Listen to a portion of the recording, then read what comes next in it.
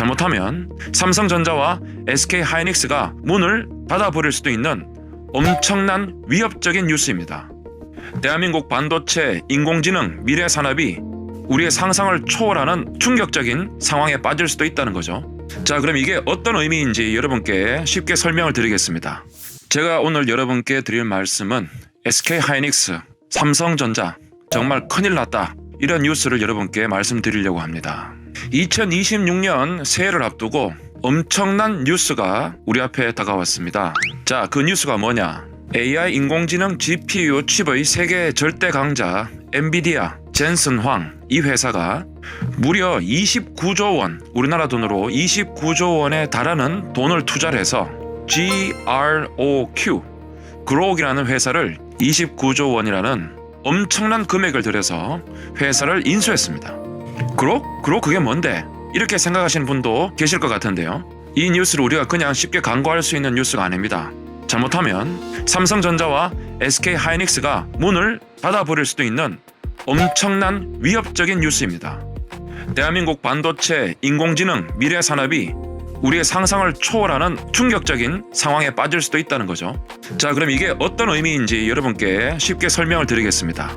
자, 여러분 컴퓨터 그러면 CPU라는 것을 들어보셨을 거고 또 GPU라고도 들어보셨을 겁니다. 자, CPU는 컴퓨터 안의 중앙 처리 장치인데요. 말 그대로 수학자로 치면 정말 미적분, 통계, 확률, 행렬, 수열 이런 것들을 엄청나게 잘하는 천재적인 수학자, 천재적인 물리학자, 이런 친구들을 CPU라고 할 수가 있습니다. 자, 그럼 GPU는 뭐냐? GPU는 CPU처럼 고차원적인 수학 문제를 처리하는 것이 아니라 1 더하기 1은 2, 1 더하기 2는 3, 이러한 단순한 반복적인 산수를 10조 번, 100조 번, 경, 10경, 100경 이런 식으로 천문학적인 횟수로 단순 반복적인 산수나 기초적인 수학을 처리해낼 수 있는 그러한 처리 장치를 우리가 GPU라고 얘기를 합니다.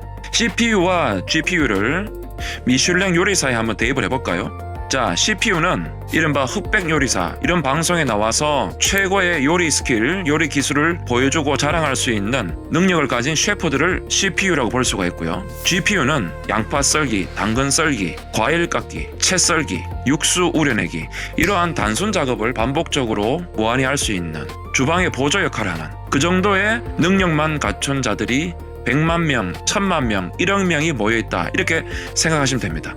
자, 그러면 CPU, 이른바 미슐랭 요리사에게 양파 100만 개를 썰어라. 여러분 아무리 뛰어난 미슐랭 요리사라 하더라도 양파 100만 개를 썰려면 몇 날 며칠, 몇 주일, 한 달이 걸릴 겁니다. 그런데 단순 반복 작업만 할 수 있는 GPU, 이른바 주방 보조, 이런 사람이 100만 명 있다. 그러면 한 사람이 양파 한 개만 썰면 순식간에 100만 개의 양파를 썰 수가 있는 겁니다. 이게 바로 CPU와 GPU의 개념입니다. 젠슨 황이 대표로 있는 엔비디아는 세계에서 GPU 설계를 제일 잘하는 회사죠. 그런데 그 엔비디아의 GPU에 필수적으로 사용되는 반도체 칩이 바로 무엇이냐? 삼성전자와 SK하이닉스가 만들고 있는 HBM이라는 초대형 메모리입니다. 그리고 이번에 엔비디아가 29조 원을 들여서 인수했다는 회사 GROQ, 그 회사는 SK하이닉스와 삼성전자가 만드는 HBM이 아니고 SRAM이라는 칩을 만드는 회사입니다. HBM과 SRAM이 무엇이 다르냐? 제가 앞에 요리사 예를 들었는데요. 자, 세계적인 요리사가 요리를 해야 된다. 그러면 이 요리를 마음껏 만들 수 있도록 요리사의 요리하는 선반 바로 옆에 초대형 냉장고 또는 초대형 냉장실이 있는 겁니다. 거기에는 요리사가 요리를 할 때 필요한 어마어마한 데이터들, 식재료들이 무한히 담겨 있는 거죠. 그게 바로 HBM이라고 보시면 됩니다. 그럼 요리사는 내가 오늘 정통 이탈리안 푸드를 만들겠다. 그러면 그 초대형 냉장실 또는 냉장고에 가서 자기가 필요한 재료를 얼마든지 가지고 올 수 있는 거죠. 100만 명분을 만들겠다, 10만 명분을 만들겠다. HBM이라는 초대형 냉장고가 있으면 언제든지 요리를 만들 수가 있는 겁니다. 자, 그런데 이게 무슨 말인가 하면, 자, 여기에서 HBM이 지금 AI 인공지능 시대에 어떻게 필수적으로 활용이 되느냐? 지금까지의 AI 인공지능은 얼마나 많은 양의 데이터를 학습, 훈련할 수 있느냐? 이것이 인공지능의 수준을 가늠하는 기준이 되었습니다.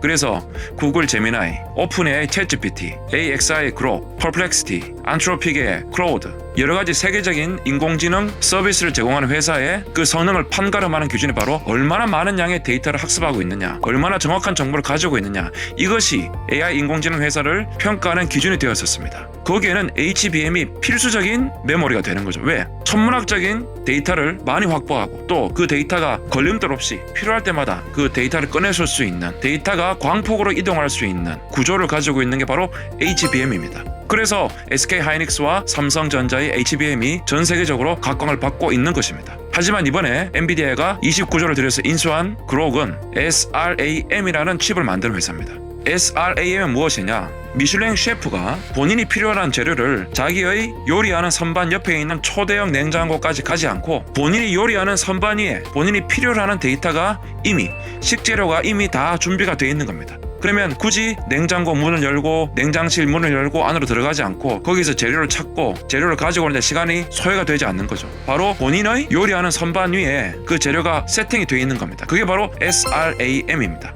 이게 무슨 의미냐? 여러분 챗GPT, 제미나이 이런 걸 써보신 분은 아시겠지만 우리가 어떤 질문을 했을 때 그 질문에 대해서 인공지능 AI가 질문에 대한 답변을 해준 시간이 이른바 레그 타임이 소요가 됩니다. 2026년부터의 인공지능의 성능을 판가름하는 기준은 얼마나 많은 양이 학습되어 있느냐, 얼마나 정확한 데이터가 학습이 되어 있느냐, 이른바 HBM의 도움을 받고 있느냐가 아니고 얼마나 빨리 정확하게 답을 줄 수 있느냐입니다. 이게 우리가 단순히 제미나이 구글을 통해서 제미나이 챗GPT한테 우리 질문했을 때 여기에 대한 답변이 얼마나 빨리 나오느냐 이게 아니고요. 2026년부터 우리의 삶 속에 등장하게 될 첨단 인공지능 바로 피지컬 AI, 자율주행 AI 이런 것들입니다. 여러분 생각해 보십시오. 자율주행 차량이 위험을 맞닥뜨렸다. 그러면은 0.00001초 만에 파악을 해야 됩니다. 답을 내줘야 됩니다. 몇 초 머뭇거리다가는 사람을 친다거나 위험한 상황을 피할 수가 없게 됩니다. 전통적인 HBM에 의존하는 AI라면은 이미 사고가 나버릴 겁니다. 하지만 SRAM, 이른바 SRAM의 영향을 받는 AI는 0.00001초 만에 판단을 내리고 거기에 대한 대응을 하게 됩니다. 엔비디아는 그록을 29조 원에 인수를 함으로써 HBM 시스템이 아닌 SRAM, 이른바 SRAM 시스템으로 가겠다는 겁니다. 빛의 속도로 답을 내는 그러한 칩을 본인들의 GPU에 탑재를 하겠다는 겁니다. 하지만 지금 그록의 SRAM 기술은 완성 단계가 아닙니다. 개발 단계입니다. 그렇지만 엔비디아는 이 그록을 인수함으로써 마이크로소프트나 구글이나 애플이나 메타나 이러한 빅테크 기업들이 그록을 인수하기 전에 선점을 해버린 것입니다. 그래서 포스트 HBM 시대를 미리 준비하겠다는 겁니다. 당장 이러한 일은 벌어지지 않겠지만 어느 날 갑자기 젠슨 황이 이재용 회장에게, 최태원 회장에게 우리가 이제 더 이상 우리 엔비디아 GPU는 너희들이 만드는 HBM을 사용하지 않겠다, 발주를 더 이상 하지 않겠다, 이러한 일방적인 통보가 올 수도 있습니다. 이번에 엔비디아가 인수한 그록이 SRAM 기술을 완성한다면 그때부터는 한국이 생산하는 HBM은 전혀 필요 없는 그런 부품이 되게 됩니다. 지금 이재명 정부는 수백조 원을 들여서 대한민국의 AI 반도체 칩 인프라를 구축하겠다고 합니다. 그런데 수백조 원을 들여서 만든 그러한 인프라가 아무 쓸모없는 시스템이 될 수도 있습니다. 지금 HBM이 잘 팔린다고 여기에 안주하고 있으면 안 됩니다. 2년 뒤, 3년 뒤, 5년 뒤 HBM이 더 이상 사용할 수 없는, HBM이 필요 없는 그러한 시대를 우리 대한민국 정부 관련 기업이 미리 준비를 해야 됩니다. 한국형 칩 설계, 한국형 SRAM이 장착된 GPU 설계, 그러한 미래를 우리가 준비를 해 나가야 됩니다. 그러한 준비를 통해서 자율주행 시대, 피지컬 AI 시대, 휴머노이드 시대를, 양자 컴퓨팅 시대를 준비하는 대한민국이 되어야 할 것입니다. 그렇지 못한다면 어느 날 갑자기 SK하이닉스 주가가 폭락을 하고 삼성전자의 주가가 폭락하는 그러한 상황에 우리가 직면할 수가 있습니다. 김동찬 연구소가 준비한 내용은 여기까지입니다. 오늘 내용이 여러분 도움이 되셨다면 구독과 좋아요, 알림 설정을 부탁드립니다. 다음 시간에 또 훨씬 더 알차고 재미있는 내용으로 여러분들 다시 찾아뵙겠습니다. 지금까지 영상을 시청해 주셔서 진심으로 감사드립니다.